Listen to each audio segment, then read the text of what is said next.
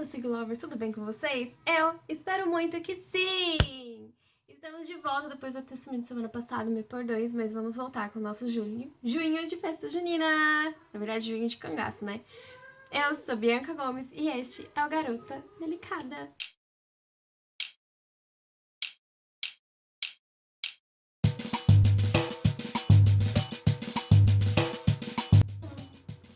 Olá, Maria Flor. Não sou Maria Flor. Sem não, não. Sem reunião, não vou ser Maria Flor. Não.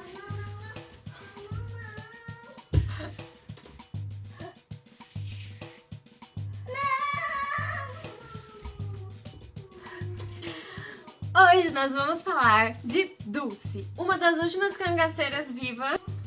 Dulce Menezes dos Santos foi sequestrada pelo cangaço de criança. Ela mesma fala que de criança ele não tinha nada e sem a menor escolha de querer ir ou não. Ela fala, se eu não fosse, eu morria. Com apenas 14 anos, foi abusada por criança sequestrada e levada ao cangaço, então, de criança. Ela foi vendida pelo cunhado que morava com ela. Era cuidada pela irmã, ela ficou órfã com 10 anos de idade. E a partir de então, a sua irmã mais velha começou a cuidar dela. Mais velha ou a do meio? E a partir de então, uma das suas irmãs começou a cuidar dela porque uma outra irmã tinha vindo para São Paulo. E ela ficou morando com essa irmã e este cunhado. E o cunhado vendeu ela a troco de algumas pecinhas de ouro, algum pouquinho de ouro, para o cangaço de criança.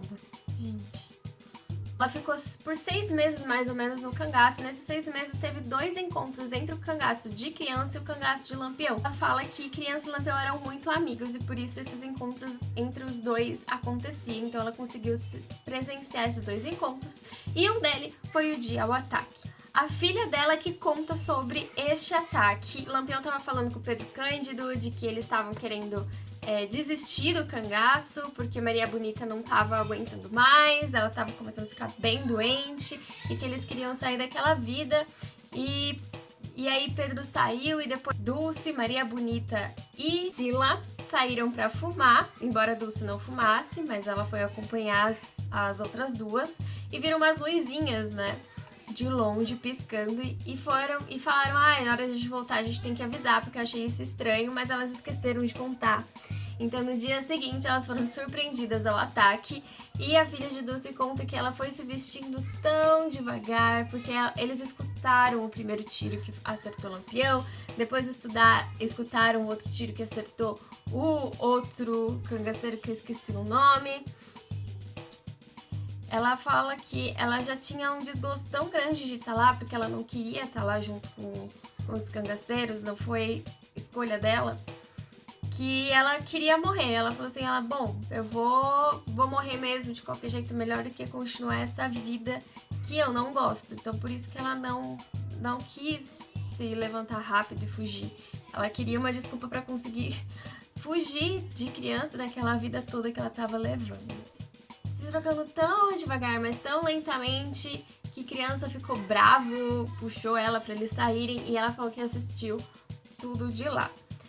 A Dulce, ela não é citada na maioria dos livros de história sobre o ocorrido, porque a sua amiga Sila prometeu para ela que não iria contar para ninguém que ela existia para proteger a Dulce de criança. Por quê? Logo após o ataque, eles fugiram, Sila e o seu esposo Zé Sereno e criança e a Dulce, eles fugiram para Minas Gerais e ficaram hospedados na fazenda do Jacó. E esse Jacó, que era o dono da fazenda, gostou de Dulce, Dulce gostou dele. Então Jacó teve uma ideia de falar que a polícia estava vindo e que Zé Sereno e o criança deveriam de fugir para São Paulo.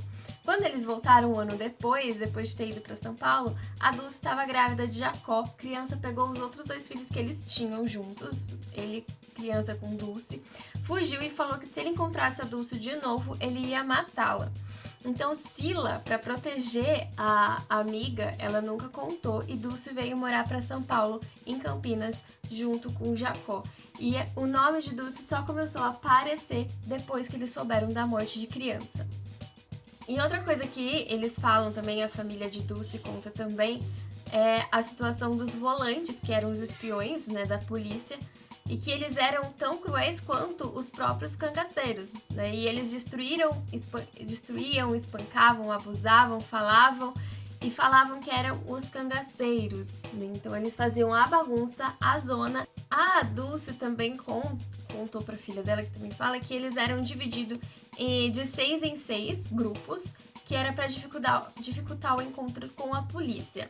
E que todo mundo admirava muito Lampião, não só pela a sua valentia, né? Mas também pela que eles chamam de bondade de Lampião.